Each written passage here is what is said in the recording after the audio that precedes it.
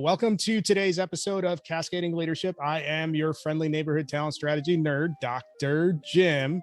Laugh for me, LB. And I am here. You knew it was coming. Oh, man. Gets them every time, folks. Gets them every time. And I'm here with my illustrious co-founder and co-host. I am Lawrence Brown, otherwise known as LB, your executive reading and research coach. I'm bringing it old school. Hello, LB. Oh, boy, taking it back to the beginning. Taking it back to the beginning. So this is going to be a different sort of show that we're going to do today. We are, and I still can't believe it, we are winding down season one. What we're going to do in this episode is basically recap some of the key moments with the guests that came on our show. I think it's pretty interesting that we made as much ground as we did in the short amount of time. What's your take on this whole experience? I think it's pretty amazing when, I think most people that have been watching the show know that this started with a conversation, right? We've had a lot of conversations talking about how much we wanted to help impact the careers of others, combining with what our experiences have been from a sales and organizational effectiveness perspective has been, and really just being able to help people move their careers further faster and help them to identify some of the cheat codes. And so many of our guests have helped us to do that as well. So it's been a great partnership. The conversations in and of themselves have been a lot of fun to do. I've learned a ton from it. What's interesting about when I look back at, hey, what have we learned so far? What does season 2 look like? And how did our experiences through the course of season 1 shape what season 2 is going to look like? It's been a pretty interesting learn on the fly exercise. We covered a lot of different topics, a lot of different areas throughout the first 40 or so episodes. And when you say that out loud, LB, you've seen the data on it. There's over 2 million podcasts, and in less than half a year, we've cranked out 40 episodes covering any number of topics. And even in the beginning, you and I are at the same page that if we can get 10 people to listen every week, we'd be happy. It's odd to me to think about the impact that we've had so far, and we're not even scratching the surface. It does speak to what we did. I don't know that we knew that we would have nearly 2,000 downloads in such a short period of time. But I do think that it lives into what we thought that people would want to listen to, what we had to say, and to the guests that we brought on, because everyone is trying to move ahead. At least I think that the listeners that we have managed to glean care about their careers and care about, like you said, we've hit a couple of different areas. We talk about diversity, equity, inclusion space. We've talked about process, both from a sales standpoint, from an organizational standpoint. We've talked about nonprofits, how to integrate such leaders who have shared with us what their cheat codes have been for them to get to where they are. And I think that all of those areas are areas that people care about, want to be a part of. We've talked several times, several different ways about the triple bottom line and not shying away from the idea and notion that profit has to be first. And so I think that's resonated across the board. And I think you had called this out early on, which is one of the reasons that we're even doing the nonprofits as an element, is not profits to be profitable is still important for them as well, whatever that currency may be. Sometimes it is the actual dollar. Sometimes it's about their brand and access and connection. And so I think we've learned a lot ourselves, which I think is really super cool. I feel we're cheating, right? We're talking about helping with the cheat codes, but we're learning so much from so many people. One of the things to call out as we're reflecting on where the show came from is that we've had great guests on, and they're all like normal folks. And that was one of the other unstated objectives of the show, is that everybody talks about Bill Gates or Elon Musk or Jeff Bezos and measures their individual achievements against that. And I think that's toxic. Philosophically, I think you should just be in a race against yourself and getting better each day by bringing on guests who are highly successful in their careers and normalizing, or at least reframing, what success looks like for the average person. I think that's an important part of the mission too. We obviously want to help people move their careers further faster. That is the stated objective of the show. And we're going to spotlight certain demographics in our effort to do it. But by and large, one of the other key things that we wanted to accomplish is reframe how people are evaluating success. When you talk about our first guest, and he set a high bar, we had James Daverman on the show. and he's currently in a financial role at Ross Retail. That was a fun episode. That was a fun couple of episodes. What were the big things that stood out to you in our conversations about James?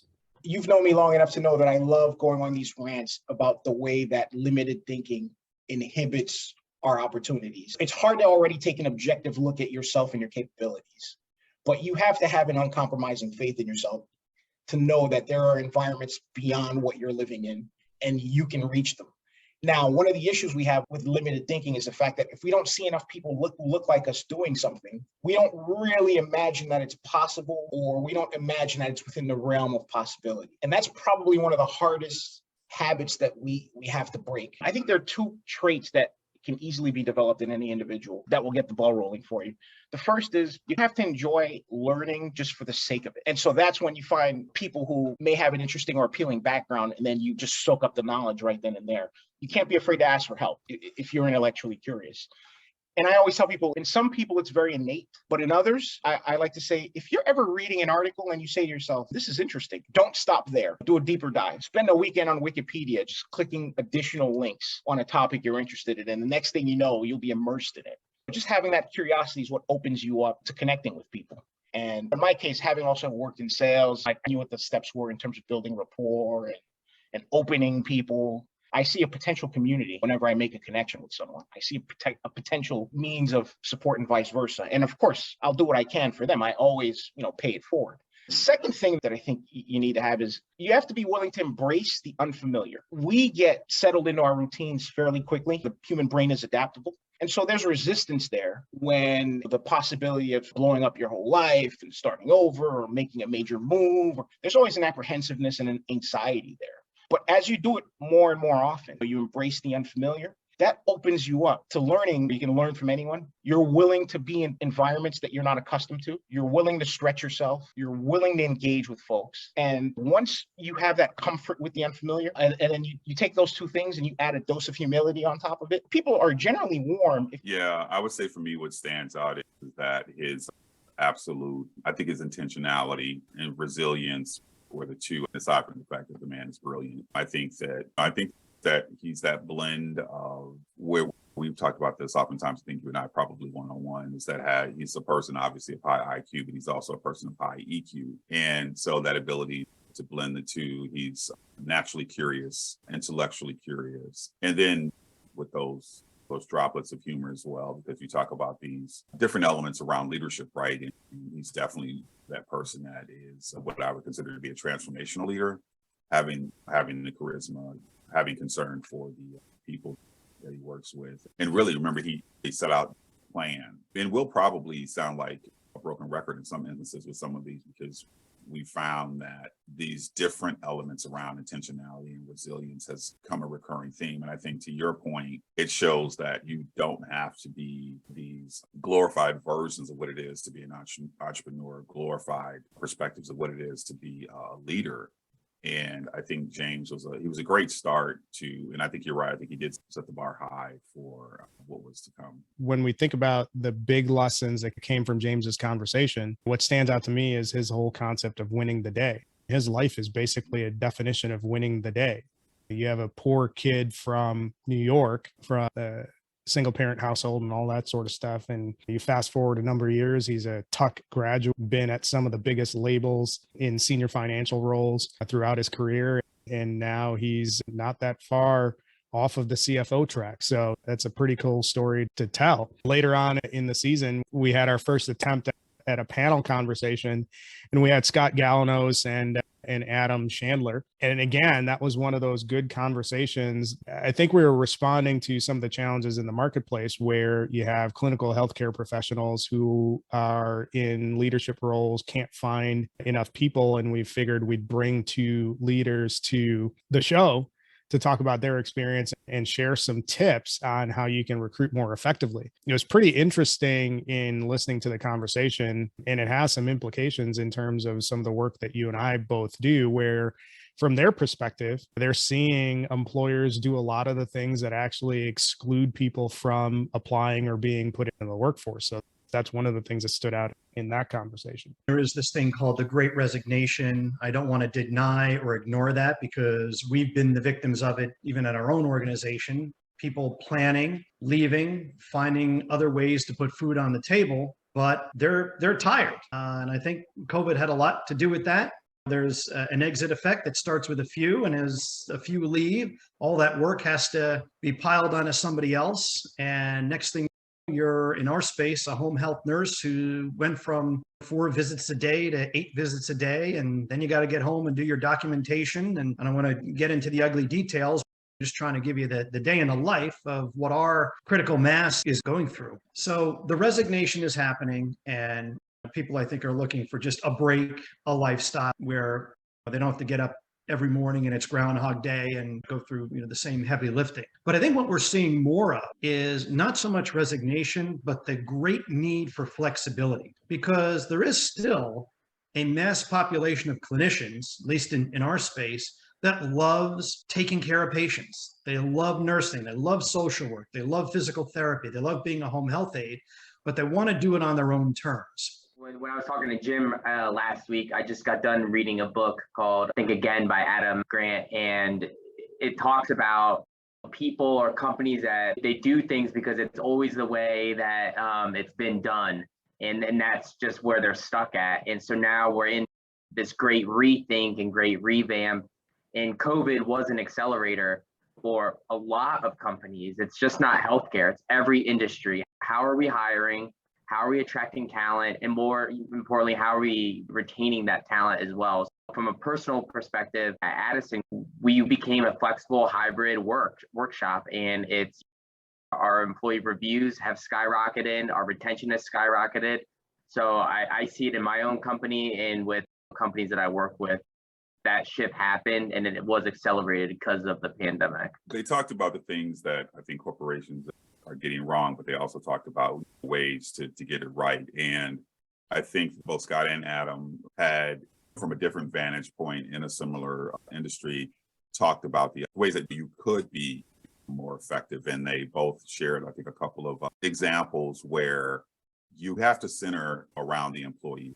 I think it was Adam who talked about how they made adjustments as a result of COVID, for example, and meeting the needs of their folks to be able to continue to be successful as they adapted. And then when Scott was saying more from a recruitment standpoint, being able to identify people who could be successful in the system. And so I think that those were the 2 elements that stood out for me with those guys. As far as the panel format, I think that's something that we're going to come back to. And then we had 2 episodes with Sarah Odess of Jones Lang LaSalle, and that was a couple of killer conversations. I think the biggest thing with Sarah, here you have somebody that grew up in a small town, and basically in the world around her, you had basically 2 options, which you and I can certainly relate to. You either go work at the factory or you become a teacher. And that's consistent across a lot of the guests that we talk about, where they're brought into a world where the options are limited and they figure out a way to go a different path and become highly successful. And we start seeing these patterns over and over again throughout the course of the show, where people just figure out a way. I don't think it was intentional for her to position herself as a role model for my career. To be honest, my mom is the oldest daughter of 6 siblings, and I think from a very young age had to be a leader amongst her peers and had to take that type of a role in every situation that she was in her entire life. She fell into education. It was a natural path for her. A lot of her peers probably became teachers, and she had a passion for that administrator position. She got a master's degree, which was unique for her generation as well as females, I think, from her background. I just see my mom as somebody who always pursued more.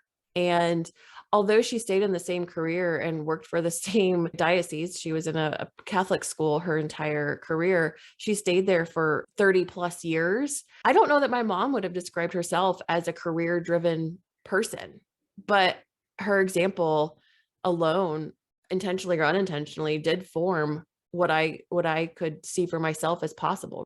I saw her in a leadership position. I saw her command an audience, whether it be the the students or a group of parents. It didn't matter who she was in front of. My mom, at the raise of a hand or the look in her eye, create a direction for a massive amount of people. And that to me it was so powerful to watch her do that. And I thought that she was just the ultimate powerful person that I got to watch every single day because I went to school with her. So I got to see her in action in those large groups of people all the time. In reflecting on those women, I worked for 3 different COEs and 3 different women leaders in those spaces. And I learned something different from each of them. I think from Angela, who is the one who hired me into Kellogg in the first place. She's the one who said, throw up your hand, say yes, bounce around as much as you're comfortable from one place to the next. And then I hopped around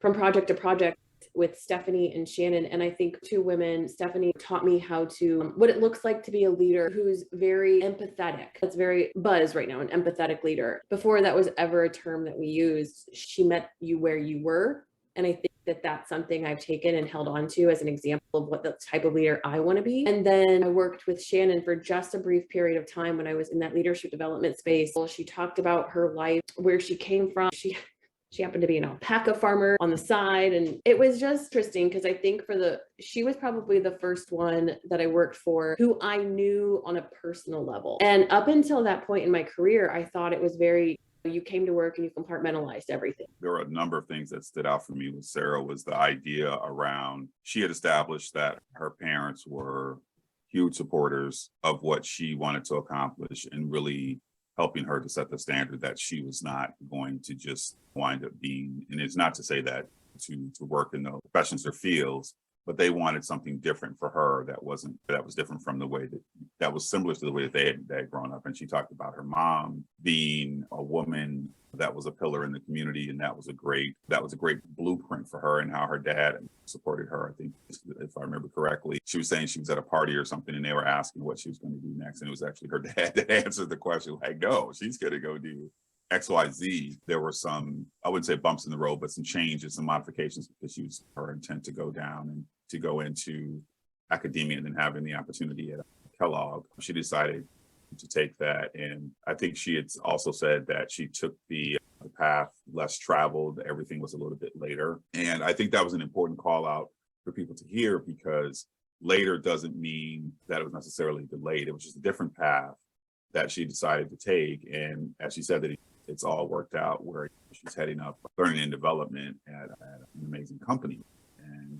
And I think that she also was pretty straightforward about her career as a woman and some of the things that she's had to navigate as far as that goes as well. There's so many great takeaways from Sarah's conversation, and we kept that theme going in the story that we shared with Maribeth Achterberg, who's the VP of service delivery in IT at Molson Coors. So here we have actually not a friggin' unicorn in the space. You have a woman in senior leadership in tech. So women in senior leadership in and of itself is pretty rare as it is. And women in senior leadership in technology is super rare. And then when you put it in context, what stood out about the conversation with Maribeth is that she was iterating through this throughout her career in an era where the employment landscape was not friendly to women at all. You can make the argument that it's still not friendly, but this is a completely different era. And in spite of all of that, she rose to the top through performance and execution and excellence. And that in and of itself was a great story too, especially when you factor in the fact that her experience growing up, her parents were like preacher's family, and the goal was to go to college and find a husband. And she obviously didn't go that route.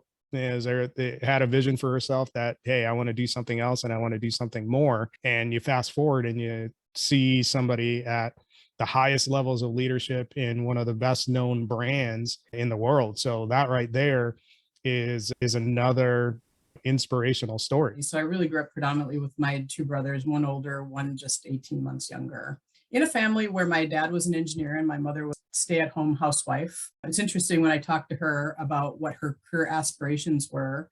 She always says, that's what I wanted to do. I was introduced in this world with a curious mind and always questioning why, which really consternated a lot of people, because I grew up in a very traditional household. I think that's what my parents thought that is what my aspiration should have been. And in fact, they required that I go to a Christian school in Texas. And I think in their mind, it was that I would find a husband and become a pastor's wife, which really wasn't a good idea. But that really wasn't what I was designed to be. That wasn't what my aspirations were. And having a strong female voice in the 60s, 70s, and 80s wasn't always respected. So the fact that I was the way I was, that I always wanted to know why, which really bothered a lot of my male teachers. I often wonder, as people see me now that I'm in this corner office, they think I'm an untouchable, and it should be exactly the opposite. Where I came up, the struggles I had, I was a single parent for 14 years, raising my daughter while I went to school and worked full time. I was on AFDC for a little while she was a baby. What I tell people when I'm talking to them, and I'm talking to all of you now, whoever's listening, is don't let those small things keep you from fulfilling your purpose, because those are small things. If I use the example of a fine Persian rug, if you pulled that back off and looked at the back of a Persian rug, you'd see all these knots and threads and ugliness. But you flip it over, and if you use it as a metaphor for your life, it's absolutely beautiful. But along the way, it doesn't look so great. So I think don't discount people just because you encounter them at a certain point in their life and you think it's an untouchable person. It's quite opposite. I think they're used to not having people approach them. People don't want to approach me, but I think it's really, there's a story to tell, and you should learn the story first. So whenever you're an employee, whether you're contracted in as a consultant or employed on a W-2, you first have a responsibility to deliver results. So I make sure that wherever I'm working, they realize I'm going to deliver the results. I'm going to do the things that you need me to do. Because what that does in my mind, and hopefully in the employer's mind, is gain trust that, look, this person can actually do the job. And it should then open the opportunity for me to provide insight, input, new thought. This doesn't work quite well because, can we look at it and think about adding a capability, doing an assessment? We need to dig in. It's not quite working. I also am a real proponent of making sure that you measure, because you can have a hypothesis and it might be wrong. And yeah, I've got a lot of experience, and I have, frankly, and my boss today, a lot of respect for my knowledge. So that's helpful. But I don't want to create a hypothesis and expect him just to believe me.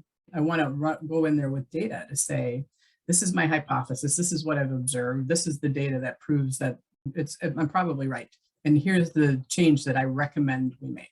So it's really about being a trusted advisor on top of delivering results. And so your first responsibility, regardless of how you're engaged with an organization, is to deliver the results that they asked you to do. The key takeaway for me with Maribeth was the force that she is. And I think that she recognizes being that force and recognizing what she felt like her responsibility was. And I frame it that way for this reason. She took the responsibility to say that she knew what her experience had been as a woman in the corporate sector, and made the effort to help to uplift other women that were experiencing some of those similar sorts of circumstances. And the reason that I framed it that way is that I think that it's great that she did that. But I think, as we were talking about women in the workplace, there has to be that responsibility where allyship does that as well, where men have to actually step in and be responsible for doing a lot of that. And so I commend her and other women that make the decision, because while I know it is the right thing to do, oftentimes it's put on them. That's what they should be doing. And I think that she was clear about, she knew what she had experienced, and she knew that she would be able to help others navigate the landmines. And I think if I remember correctly, she talked about like a idea or concept that she had done and somebody else had taken credit for it. And I think that's something that we all can learn from, the way that she handled that in an eloquent way. And she didn't make the decision to burn the bridge. She did address it, but she did it in such an eloquent way that she was still able to continue to attain her brand.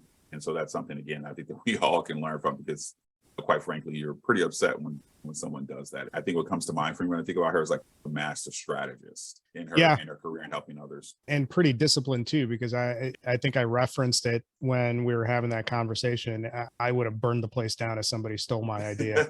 But that's the difference between hair on fire Jim and cool as a cucumber Maribeth. One of the things that's interesting that came out of that show is that when we look forward into season 2, we have quite an emphasis on women in technology, and that's going to lead into a panel discussion as well. So Maribeth, go figure, shocker. She has spent her career trailblazing, and now she came on our show and gave us an idea of how we can actually advance the goal and the initiative of having more women be exposed to leadership and technology.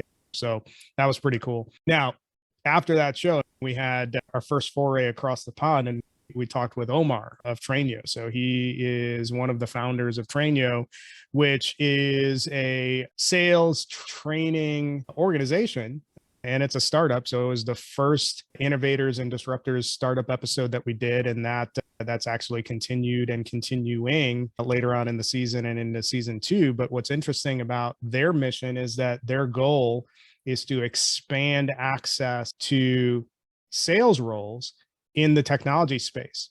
And it's a really interesting mission, because when we think about the technology sales space, and I actually happen to be in that space, and I've spent quite a bit of time in that space throughout my career, it tends to be pretty monochrome. And what Omar observed, and this was part of the impetus for him to start Trainio, was there's all sorts of underrepresented communities that don't even get the opportunity to enter the space because the recruiting and hiring process is designed in a way where it excludes people without degrees and without a level of education to come into the space. And especially when you think about it from a sales context, a degree doesn't mean anything in terms of your ability to connect and relate to a potential customer and understand their problem. So that was a pretty interesting show, and it was a nice first foray into sort of establishing the international wing of the stories that we tell. And I've been quite lucky that I've been confident, right? I've been able to go out there and see the world. But I think one of the big things for me is seeing how opportunities aren't fair for everyone. Then the playing field isn't level at the moment. Growth background, I've grown up and I've seen that. A lot of your success is based on how ultimately the success and wealth of your parents dictates your success. And I don't believe that's inherently fair. I've seen a lot of different industries and a lot of different places. I've gone all around the world as well. And I've seen a lot of things. And that one thing is always consistent. And I think for me, that's the big driver, right? Your success should not depend on your parents' success. It shouldn't depend on where you've come from.